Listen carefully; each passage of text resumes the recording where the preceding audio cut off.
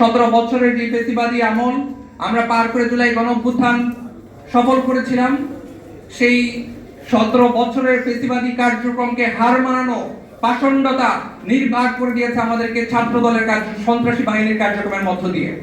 আপনারা দেখেছেন সোশ্যাল মিডিয়াতে যে জগন্নাথ বিশ্ববিদ্যালয়ের নির্বাচিত প্রতিনিধিদেরকে তারা যখন নির্বিচারে হামলা করেছে, তার চিকিৎসা নেওয়ার জন্য যখন হাসপাতালে গিয়েছে, সেই হাসপাতালে পর্যন্ত এই পাষণ্ড সন্ত্রাসীরা তাদের উপর অ্যাটাক করেছে। একই সাথে ঢাকা আলিয়া, ঢাকা কলেজ এবং ন্যাশনাল মেডিকেল কলেজে এই আক্রমণগুলো এখনো পর্যন্ত চলমান রয়েছে। অথচ জুলাই গণ অভ্যুত্থান কি জন্য তৈরি হয়েছিল?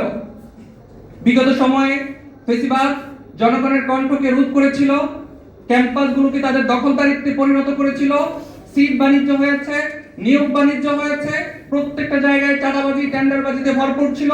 ঠিক বিগত ফেসিবাদ যেই পথে হেঁটেছে, বিএনপি সরকার এবং ছাত্রদলকে আমরা একই পথে হাঁটতে দেখছি।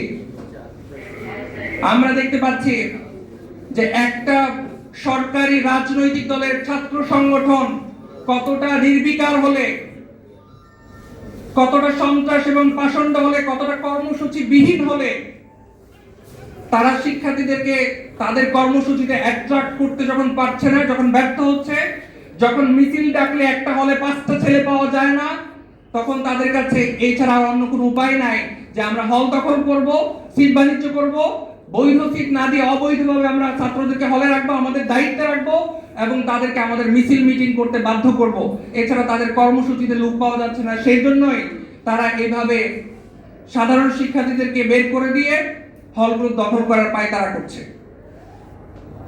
আমরা আজকে যখন জুলাই গণ অভ্যুত্থানকে বিপ্লবের সার্থক করার গল্প বলতে চাই, যখন সেমিনারটা আয়োজন করা হয়েছে যে একটা ঐক্যের বাণী সুর তোলার জন্য, তখন এসে আমাদেরকে বলতে হচ্ছে যে আমরা 2024-এ যে গণ অভ্যুত্থান করেছিলাম, যে রক্ত আমরা দিয়েছিলাম, যে 1400 শহীদ এবং আহত যারা নিজেদের জীবনে রক্ত বিলিয়ে দিয়েছে, সেই সব কিছুই এখন আবার মনে হচ্ছে নতুন এক গণ অভ্যুত্থানের হাতছানি ডেকে যাচ্ছে। যে আমরা মনে হয় জুলাই গণ অভ্যুত্থানের যেই প্রত্যাশা নিয়ে রাস্তায় নেমেছিল জনগণ, রিক্সা চালক থেকে শুরু করে দিনমজুর, হকার, প্রত্যেকটা শ্রেণী পেশার লোকজন আবারও সেই প্রত্যাশাকে সার্থক এবং সফল করার জন্য রাস্তায় নেমে আসা ছাড়া, এই বিপ্লবে পরিণত করা ছাড়া এই সরকারকে পথ দেখানোর হয়তো সুযোগ নাই। আমরা একজন নাগরিক হিসেবে জায়গা থেকেও যদি পর্যালোচনা করে দেখি, বর্তমান যে বিরোধী দল সরকারকে যথাযোগ্যভাবে শুরু থেকে সহযোগিতা করে আসছে। কেন?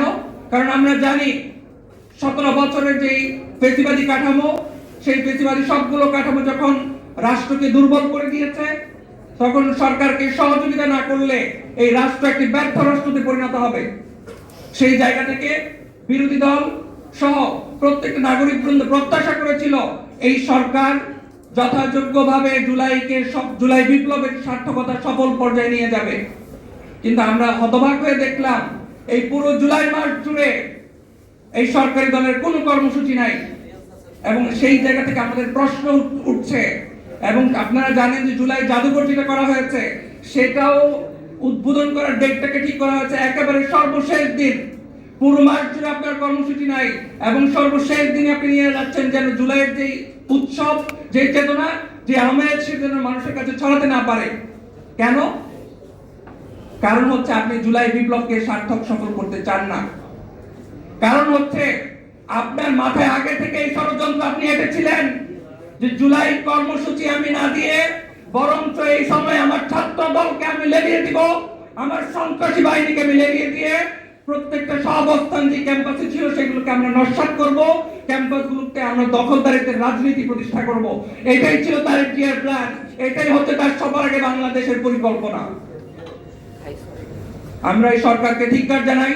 আমরা শুরু থেকেই যথেষ্ট সহযোগিতার মানসিকতা নিয়ে আমরা সবসময় কথা বলে আসছি, বাট আজকে এই সেমিনার থেকে তারেক রহমানকে সতর্ক করতে চাই, আপনি যদি সতর্ক না হন, আমরা জুলাইয়ে যেরকম স্লোগান দিয়েছিলাম, বুকের ভিতর অনেক ঝড়, বুক পেতেছি গুলি কর, এই প্রজন্মকে যেই স্বৈর শাসক 17 বছরের ফেসিবাদী শাসন গুলি দিয়ে কামান দিয়ে যাদেরকে হটাতে পারে নাই, এই ছাত্রদল নব্য সন্ত্রাসী বাহিনী আমাদেরকে ঠেকাতে পারবে না ইনশাআল্লাহ।